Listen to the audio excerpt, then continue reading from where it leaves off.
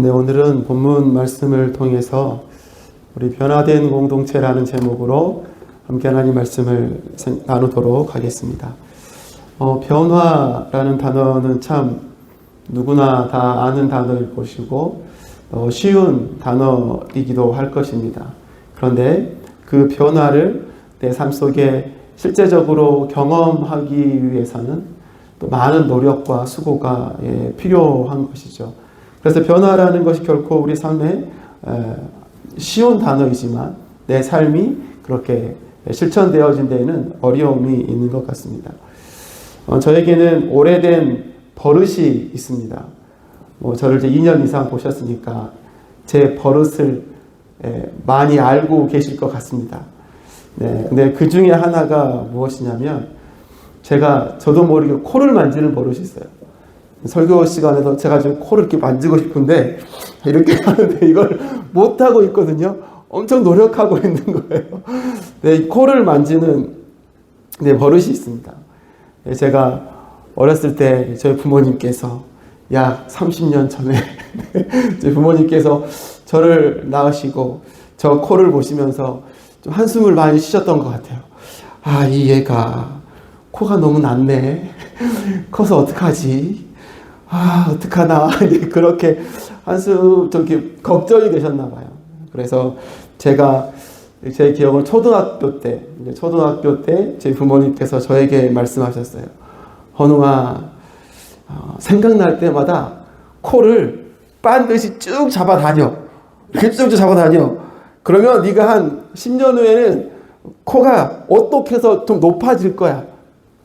네, 그래서 저는 그 말씀에 순종하며 30년째 그 일을 하고 있는 겁니다. 쭉쭉 잡아다니고 있어요. 근데 제가 실수를 했습니다. 이것을 반드시 잡아다녀야 되는데 제가 좀 옆으로 잡아다녔거든요. 그래가지고 제 코가 보면요 좀 휘었어요. 잠깐 휘어있어요. 네, 이제 다음 주 주일부터 이제 인사할 때 제 코를 보면서 목사님 오른쪽 이렇게 하실 것 같은데 제 코가 이게 휘었어요. 제가 좀 잘못했던 것 같아요. 근데 이 부모님이 주신 이 말씀에 따라 하다 보니까 제가 코가 옆으로 휜 것뿐만 아니라 저에게 이 코를 만지는 이 버릇이 생겼습니다. 그때부터. 그래서 이제 이것을 제가 안 하려고 이제 많이 노력을 하고 했는데도 잘 안 변하더라고요. 잘 안 되더라고요. 지금도 수시로 노력하고 지금도 신경을 쓰고 있어요. 이처럼 여러분 우리의 삶에 이런 작은 버릇이잖아요. 작은 습관이지 않습니까? 이 작은 버릇, 작은 습관 하나도 우리가 바꾸기가 참 어려운 것 같아요. 근데 여러분 우리의 삶에 우리의 각 사람들이 가지고 있는 생각, 각 사람들이 가지고 있는 가치관, 각 사람들이 가지고 있는 마음, 그 삶의 우선순위가 바뀐다는 것, 그것이 변화되어진다는 것, 이거는 우리의 삶의 이 습관을 바꾸는 것보다 더 어렵고 더 많은 노력과 더 많은 어떤 무엇인가가 필요한 것이 아닌가 하는 생각을 해보게 됩니다. 그럼 종종 어르신들끼리 또 대화 나누다 보시면 그냥 우스갯소리로 이야기하는 말들이 있잖아요. 사람은 안 바뀌어. 그 집이 몰랐던 거야. 속은 거야, 그 집이. 사람은 안 바뀌어. 이런 말들을 많이 하지 않습니까? 이 바꾼다는 게, 변화된다는 게 참 말처럼 쉽지가 않은 것 같아요. 근데 여러분, 그렇게 어려운 일인데, 오늘 말씀해 보니까 그 어려운 변화가 바로 이 공동체 안에서 이루어지고 있음을 오늘 본문이 우리에게 보여주고 있습니다. 이 이방인 고넬료 집에 가서 베드로가 복음을 전했습니다. 근데 그 복음을 전한 가운데 어떤 일이 있었습니까? 그 이방 사람들을 하나님께서 택하셨다는 것을 베드로가 깨닫고 알게 된 것이죠. 그래서 거기에서 그가 멈추지 않고 이방인임에도 불구하고 그들에게 세례를 베풀었던 것입니다. 근데 여러분, 이러한 소식, 이방인들에게 베드로가 갔고 그에게 복음을 전했고 그들에게 성령이 임했고 세례를 베풀었다. 여러분, 이러한 소식이 유대에 있는 예루살렘에 있는 다른 사도들에게, 다른 형제들에게 이 소식이 전달된 거죠. 그래서 이제 베드로가 이 사람들에게 다시 돌아갔을 때 여러분 이 형제들이 베드로를 어떻게 대하였습니까? 오늘 우리가 다 읽지 않았지만 이 사도행전 11장 2절 3절 보면 이렇게 말씀이 되어 있습니다. 그래서 베드로가 예루살렘에 올라왔을 때에 할례를 받은 사람들이 당신은 할례를 받지 않은 사람들의 집에 들어가서 그들과 함께 음식을 먹은 사람이요 하고 그를 나무랬다 라고 말씀하고 있는 거예요. 나무랬다. 개역개정에는요 비난했다. 되게 심각하게 그를 비난했다. 비판했다 라고 이렇게 이야기를 하고 있는 것입니다. 하나님의 복음을 전했어요. 그리고 그를 통해서 이방인이 하나님의 복음을 받아들였어요. 세례받는 사람들이 그 가정 가운데 많이 있었다는 거죠. 근데 여러분 그곳에 있는 예루살렘에 있는 공동체들은요 그 상황은 눈에 보이지 않았어요. 오직 뭐만요? 유대인과 이방인 다른 것인데 이 복음은 우리에게 주어진 것인데 네가 어떻게 그들과 함께 할 수 있느냐? 복음을 전했느냐? 이것을 비난하고 비판했던 것입니다. 근데 여러분 이렇게 비난하고 비판했던 그 예루살렘 공동체 가운데 무슨 일이 일어난 것입니까? 놀라운 변화가 생겼어요. 오늘 비록 2절에서는 그렇게 시작을 했지만 오늘 우리가 함께 읽었던 이 18절 말씀 보면 어떻게 끝이 나고 있습니까? 이 말을 듣고 그들은 잠잠하였다. 그들은 하나님께 영광을 돌리고 이제 하나님께서는 이방 사람들에게도 회개하여 생명에 이르는 길을 열어주셨다 하고 말하였다. 아멘. 이제는요 예루살렘 공동체가 이방인에게 복음이 흘러가는 것이 여러분 합당한 일이라고 인정을 하게 됐다는 것입니다. 처음에는 이방인들에게 복음 전하는 것에 대해서 너 잘못했어 그렇게 하면 안 되라고 했는데 2절 3절에 오늘 18절의 말씀 보니까 그들에게 복음을 전하는 거 괜찮다 이렇게 바뀐 거예요. 하나님의 복음은 오직 유대인들의 것이고 유대인들만이 하나님의 은혜의 대상이라고 그들이 생각했는데 이제는 하나님의 복음은 모든 사람들을 위한 것이고 바로 모든 사람들이 하나님의 은혜의 대상이 됨을 선포하고 있다는 것이죠. 이처럼 예루살렘 공동체는 하나님이 원하시는 그 공동체로 하나님이 바라시는 공동체로 여러분 변화되어 가고 있는 것입니다.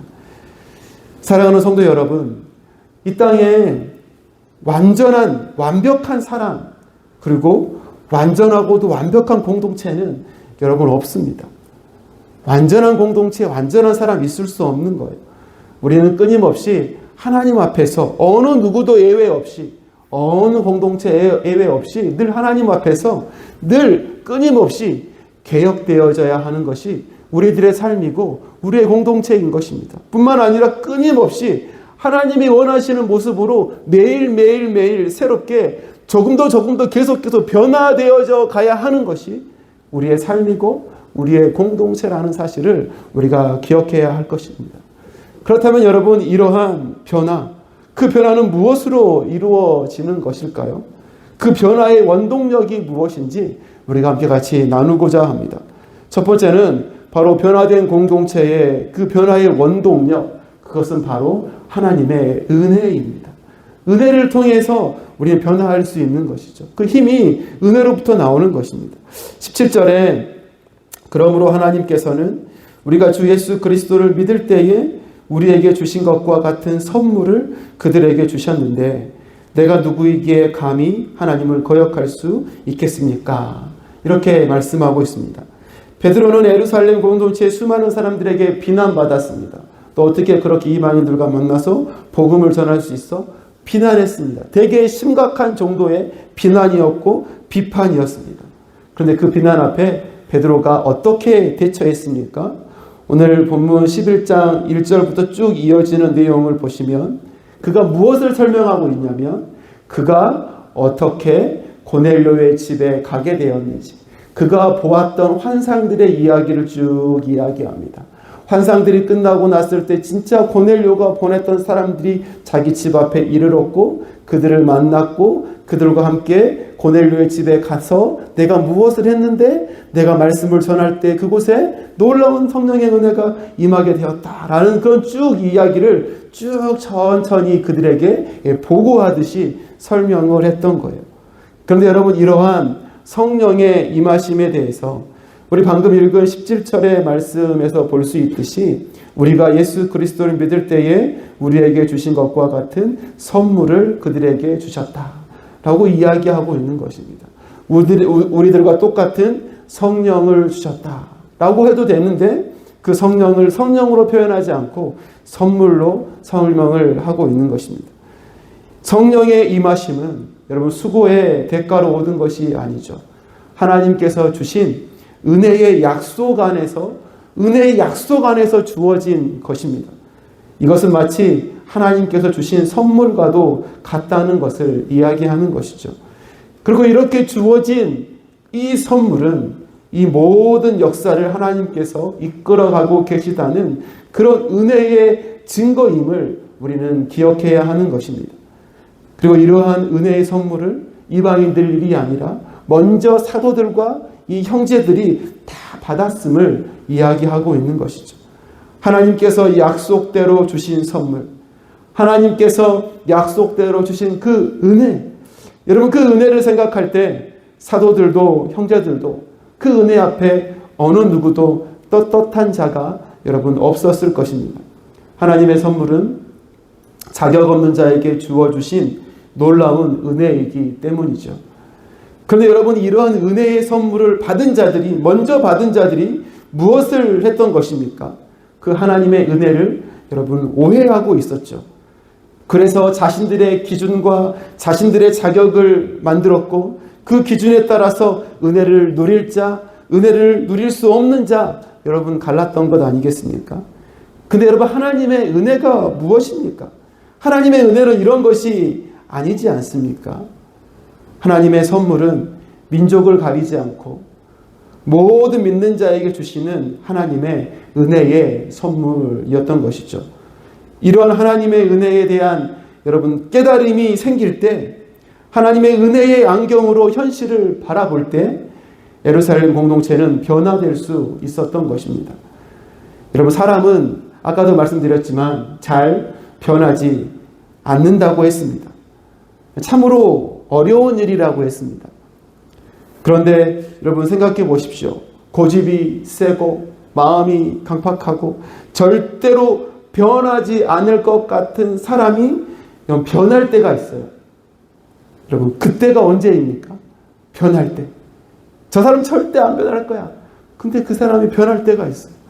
바로 그때 하나님의 은혜를 여러분 깨달았을 때, 하나님의 은혜가 그의 삶에 채워지고 그의 삶을 하나님의 은혜가 다스릴 때에 그의 생각과 마음과 가치관이 하나님의 은혜를 늘 대면하고 살아갈 때에 그 삶이 여러분 변화되어지는 것입니다.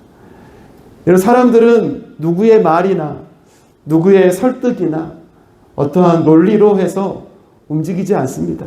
마음이 쉽게 변하지 않습니다. 여러분, 내가 내 입으로 그 사람을 설득시켜서 그 사람을 움직일 수 있다? 여러분, 절대 그게 쉬운 일이 아닙니다.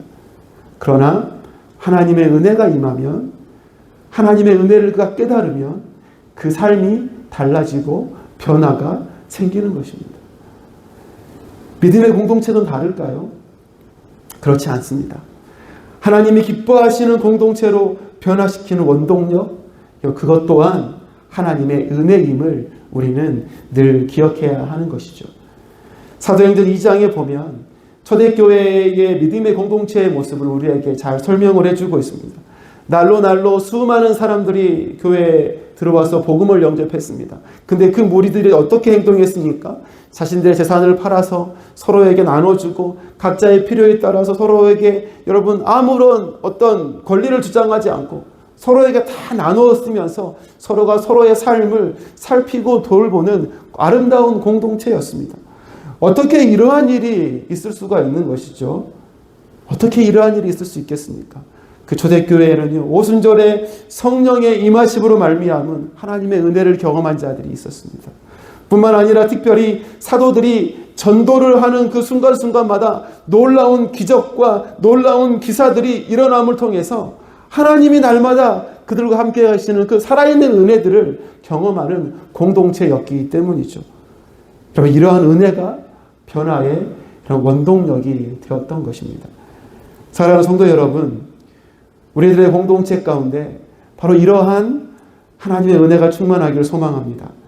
우리를 구원하시기 위해서 자신을 십자가에 달려 죽기까지 사랑하셨던 그 하나님 아버지의 놀라우신 사랑의 은혜, 도저히 생각해도 아무런 자격이 없었던 나를, 내가 행한 것도 아무것도 없는 나를 조건 없이 사랑해 주시고 자녀 삼아 주셨던 그 말할 수 없는 하나님의 그 은혜, 여러분, 그 은혜가 내 삶으로부터 시작해서 우리 공동체 가운데 충만해질 때, 여러분, 우리 공동체는 하나님이 기뻐하는 모습으로 아름답게 변화되어져 가는 것입니다.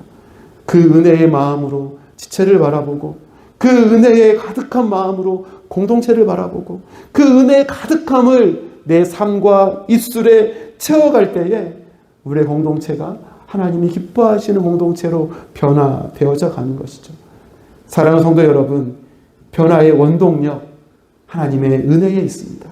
그 은혜를 우리가 굳건히 붙잡고 우리를 통하여서 우리의 공동체가 하나님이 기뻐하시는 공동체로 더 아름답게 성숙되어져 가는 은혜가 있기를 간절히 소망합니다.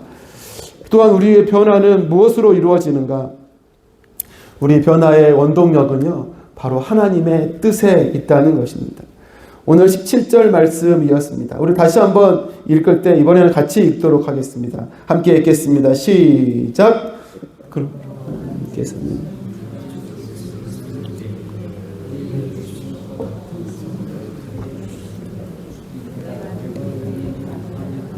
거역할 수 있겠습니까? 아멘. 베드로가 여러분 고넬료의 집에 설교를 할 때 이방인 고넬료의 집에 성령이 임했습니다. 그 이야기를 자세하게 베드로가 형제들에게 보고했던 거죠. 여러분, 그리고 이러한 일을 보면서 이러한 성령의 역사를 보면서 베드로가 여러분 깨달았던 것이 있습니다. 그것이 무엇이겠습니까? 바로 이 말씀 속에 내가 누구이기에 감히 하나님을 거역할 수 있겠습니까? 라는 이 베드로의 고백을 통해서 우리가 알 수 있습니다. 그것이 무엇인가요? 바로 이방인들에게 복음이 흘러가고 선포되어지는 것이 누구의 뜻이요? 하나님의 뜻이라는 것을 베드로가 깨달았던 것이죠. 아, 이건 하나님의 뜻이구나. 내가 어떻게 하나님의 뜻을 내가 거역할 수 있겠는가? 하나님을 바꾸는 것이 아니라 내가 바뀌어야 되는 것이구나. 베드로가 알았던 것입니다. 이처럼 예루살렘 공동체가 너무나도 분명한 하나님의 뜻을 깨달았을 때에 공동체는 하나님의 뜻을 쫓아 변화되었던 것이죠. 공동체에 변화되어지는 그 변화의 원동력, 여러분, 그 힘은 바로 하나님의 뜻, 말씀으로부터 임한다는 것을 우리가 기억해야 하겠습니다. 여러분, 구약의 요나서를 보면 하나님의 뜻이 그 요나서 전반에 너무나 분명하게 잘 기록되어 있습니다. 그 요나서에 기록되어 있던 하나님의 뜻이 무엇입니까? 바로 이방 나라 아수르의 수도였던 그 니느웨 성에 살고 있던 사람들을 하나님께서 구원하시는 것. 여러분, 이것이 하나님의 뜻이었죠. 근데 여러분, 이런 하나님의 뜻을 뒤로 하고 요나 어떻게 했습니까? 니느웨가 아니라 정반대인 다시스로 도망을 갔습니다. 그 도망의 결과 요나는 참 어려운 인생을 살았죠. 우여곡절 수많은 일들을 겪었습니다. 근데 그 모든 일들을 겪고 나서 결국 그가 돌아섰던 이유가 무엇입니까? 돌아섰던 이유. 어떻게 돌아섰습니까? 자신의 도망, 자신이 피하는 그 일에도 불구하고 꺾이지 않는, 변하지 않는 하나님의 뜻, 그 뜻 앞에 요나가 엎드렸던 것이죠. 그리고 그 하나님의 뜻이 있는 니느웨 성으로 요나가 그의 삶을 돌이켜서 달려 나아갔다는 것입니다. 여러분, 그런데 이 요나 말고 니느웨 성 안에서는 어떠한 변화가 있었습니까? 요나의 외침을 통해서 그 성을 심판하시겠다는 하나님의 뜻이 그 성에 선포되었습니다. 그런데 그 하나님의 뜻이 선포될 때에 그 니느웨 성 가운데 놀라운 변화가 있었죠. 수많은 사람들이 하나님 앞에 금식하며 회개하며 하나님 앞에 엎드렸다는 것입니다. 이방인 아수르 사람들이 그들의 신을 구하고 그들의 신을 찾고 그들의 신 앞에 엎드린 것이 아니라 하나님 앞에 엎드리고 하나님 앞에 회개하며 기도했던 것입니다. 놀라운 인생의 변화, 놀라운 공동체의 변화가 일어난 것이죠. 그 변화가 어떻게 일어났습니까? 하나님의 뜻, 하나님의 마음, 하나님의 생각 때문에 이러한 변화가 일어나게 되었던 것이죠. 여러분, 이처럼 한 개인뿐만 아니라 공동체를 변화시키는 그 원동력, 여러분, 그것은 하나님의 뜻에 있음을 우리가 기억해야 하겠습니다. 사랑하는 성도 여러분, 그렇기 때문에 하나님이 기뻐하시는 공동체로의 변화를 위해서 우리에게 정말 중요한 것이 무엇이겠습니까? 바로 하나님의 분명한 뜻을 분별하고 깨닫는 것. 여러분, 이것이 중요한 것이죠. 여러분, 지난번 담임 목사님께 설교하실 때도 복음서 이야기를 하시면서 우리에게 이야기하셨던 게 있습니다. 복음서가 하나 더 있다. 복음서가 하나 더 있다. 그게 어떤 복음서였습니까? 내가 복음이다. 내가 복음. 이 이야기 있었잖아요. 내가 복음이에요. 여러분, 우리는 항상 내가 복음을 주의해야 합니다. 내가 복음서를 펴면 안 돼요. 내가 복음서를 주의해야 되는 것입니다. 내가 복음이 하나님의 뜻이 되는 순간, 하나님의 뜻이 되는 순간 공동체는 여러분 힘을 잃게 되는 것입니다. 방향을 상실하게 되는 것입니다. 문제가 발생하게 되는 것입니다. 우리는 항상 참된 하나님의 뜻이 무엇인지 늘 깨닫고 그 뜻을 분별하며 그 뜻에 집중해야 되는 것이죠. 그럴 때 공동체에 아름다운 변화가 있는 것입니다. 그리고 그 분명한 하나님의 뜻은요, 하나님이 감추지 않으셨습니다. 덮어두지 않으셨어요. 이미 우리들에게 너무나도 선명하게 하나님의 뜻을 우리에게 다 주셨습니다. 그 뜻이 무엇인가요? 여호와 하나님의 이 말씀이, 이 성경이 우리에게 주신 너무나도 분명하고 선명한 하나님의 뜻 아니겠습니까? 이 하나님의 뜻을 우리는 날마다 봐야 되는 것이죠. 날마다 읽어야 되는 것이고 묵상해야 되는 것입니다. 이것이 하나님의 뜻이 됨을 우리가 기억해야 하는 것이죠. 하나님이 기뻐하시는 공동체로 우리의 공동체를 변화시키기 위해서 우리가 더욱더 힘써야 하는 것, 바로 여호와의 뜻과 말씀, 이 성경에 더욱더 기준을 잡고 집중해야 하는 것입니다. 하나님의 공동체인 이 믿음의 공동체는 여러분 세상의 방법으로 변화되지 않습니다. 세상의 것으로 하나님을 기쁘시게 할 수가 없는 것이죠. 하나님의 뜻에 집중하고 여호와의 말씀에 집중할 때 그 하나님의 뜻이 변화의 원동력이 되어서 하나님이 기뻐하시는 공동체를 하나님께서 끌어가시게 될 줄로 믿습니다. 이처럼 변화의 원동력이 되시는 여호와의 말씀에 더욱더 집중하는 우리 모두가 되기를 간절히 소망합니다. 마지막으로 변화는 무엇으로 이루어지는가? 셋째로 변화의 원동력, 그것은 우리의 순종에 있습니다. 18절 말씀에 이 말을 듣고 그들은 잠잠하였다. 그들은 하나님께 영광을 돌리고 이제 하나님께서는 이방 사람들에게도 회개하여 생명에 이르는 길을 열어주셨다 하고 말하였다. 이 말을 듣고 베드로의 말을 들었습니다. 베드로가 그들에게 자신의 경험한 것들을 세세하게 설명을 해주고 있다는 것이죠. 베드로가 이렇게 말하는 것이 여러분 쉬웠을까요? 그를 비판하고 비난하고 있던 사람들 앞에 그럼 베드로가 말하기 쉽지 않았을 것입니다. 그러나 베드로는 하나님 앞에 순종함으로 그가 겪었던 일들을 여러분 자세히 설명을 했던 것이죠. 이처럼 예루살렘 공동체는요, 이 베드로의 보고를 들으면서 여러분 두 가지를 여러분 생각했을 것입니다. 먼저는 이방 선교를 간절히 원하시는 하나님께서 바로 이 모든 선교를 끌어가고 있다는 것을 여러분 보았을 것이죠. 그리고 그것을 깨달았을 것입니다. 5절 말씀에 보면은요, 베드로가 어떻게 순종했는지가 쭉 나와요. 5절에 보면은 그가 환상을 봤다고 했잖아요. 환상을 보여주신 분이 하나님이시잖아요. 9절 말씀 보니까 어때요? 하나님께서 그에게 명령하시며 말씀하고 계십니다. 12절 말씀을 보면은요, 성령께서 고넬료의 집에 성령께서 말씀이 마치기도 전에 임하였다는 것을 보여주고 있어요. 여러분, 이처럼 모든 이 말씀이 무엇을 보여주는 것입니까? 이 모든 이 성교, 이 모든 진행이 하나님께서 주도하고 계심을 보여주고 있는 것입니다.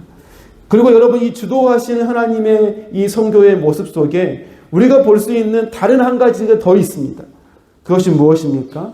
하나님께서 주도하시는 그 성교 가운데 하나님께서 인도하심에 묵묵히 순종하며 따라가고 있는 베드로의 모습. 여러분, 이것을 볼 수 있는 것이죠. 환상을 보고 또 이방인의 집에 순종하며 따라가고 복음을 그들에게 전했던 베드로의 모습, 여러분, 그 순종의 모습을 볼 수 있는 것입니다. 이처럼 베드로 한 사람의 순종을 통해서 예루살렘의 이 공동체에는 놀라운 변화가 시작이 되었던 것이죠. 그리고 이러한 하나님의 뜻을 깨달은 예루살렘의 형제들 또한 베드로와 여러분 동일하게 하나님의 뜻 앞에 순종하는 모습을 보여주고 있습니다. 오늘 읽었던 말씀에 나와 있는 것처럼요, 이제는 이방 사람들에게도 회개하여 생명에 이르는 길을 열어주셨다. 이렇게 이방 선교의 길을 열어주고 있는 것입니다. 이렇게 공동체는 하나님께서 기뻐하시는 모습으로 변화되어져 갔습니다. 변화된 공동체의 이 변화의 원동력, 바로 하나님 앞에 하는 그 순종에 있다는 것을 우리가 기억해야 하겠습니다. 여러분, 매주 목요일에 풍성한 생명이라는 책으로 성장반 모임이 진행되고 있습니다. 지난주 모임의 주제가 무엇이었냐면 여러분, 순종이었습니다. 순종. 그 모임의 주제가 순종. 그래서 순종이라는 주제로 이렇게 나눔을 했거든요. 근데 그 교재에 보면 이 3장짜리 이렇게 3컷의 만화 그림이 하나 실려 있습니다. 그 그림이 어떤 그림이냐면, 첫 번째 그림은 풀이 이렇게 무성하게 있는 그 옆집 할머니의 밭을 보면서 내가 저것을 뽑아드리면 좋겠다, 뽑아드려야지 라고 생각하는 그림이에요. 그리고 두 번째 그림은 무엇이냐면, 직접 그 할머니를 만나서 할머니, 제가 그 풀을 뽑아드릴게요 라고 이야기하는 장면이에요. 그럼 세 번째 그림은 무엇일까요? 그 청년이 직접 풀을 뽑고 있는 행동을 보여주고 있는 여러분 그림이었습니다. 우리의 순종이 무엇인가에 대해서 설명해 주고 있는 것이죠. 첫 번째, 생각하고, 두 번째, 말하는 거에서 그치면 안 되고, 어디까지요? 실제적으로 행동하는 데까지 나아가는 것이 참된 순종이다 라는 이야기를 그 3장의 그림을 통해서 보여주고 있는 것입니다. 여러분, 우리가 해야 될 순종도 마찬가지 아니겠습니까? 하나님의 뜻을 알아요. 하나님의 뜻이 항상 내 머릿속에 있어요. 하나님의 생각이 무엇인지 잘 그 의미를 깨달아 알고 있습니다. 그리고 하나님의 뜻대로 하나님이 기뻐하시는 말을 우리 입술로 내뱉어요. 하나님은 이런 분이십니다. 하나님은 이렇게 하길 원하십니다. 우리가 이렇게 해야 됩니다. 이야기해요. 근데 여러분, 내가 생각한 대로, 내가 뱉은 말대로 내가 살아가지 않는다면 그의 삶의 열매는 없는 것입니다. 그 삶뿐만 아니라 그가 속한 공동체의 변화는 일어나지 않는 것입니다. 우리가 하나님의 선하신 뜻을 생각하고 그 뜻을 우리의 입술로 말하고, 그리고 더 나아가서 내가 생각하고 말한 대로 우리가 그대로 살아갈 때, 여러분, 이것이 진정한 순종이요 변화의 원동력이 되어지는 순종임을 우리는 기억해야 할 것입니다.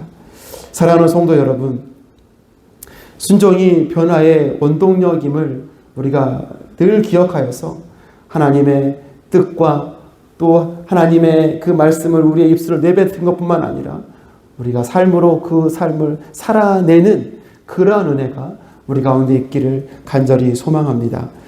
말씀 맺겠습니다. 오늘은 변화된 공동체라는 제목으로 말씀을 나눴습니다. 변화된 공동체의 그 변화의 원동력, 하나님의 은혜이고 하나님의 뜻이고 또 순종이라고 했습니다.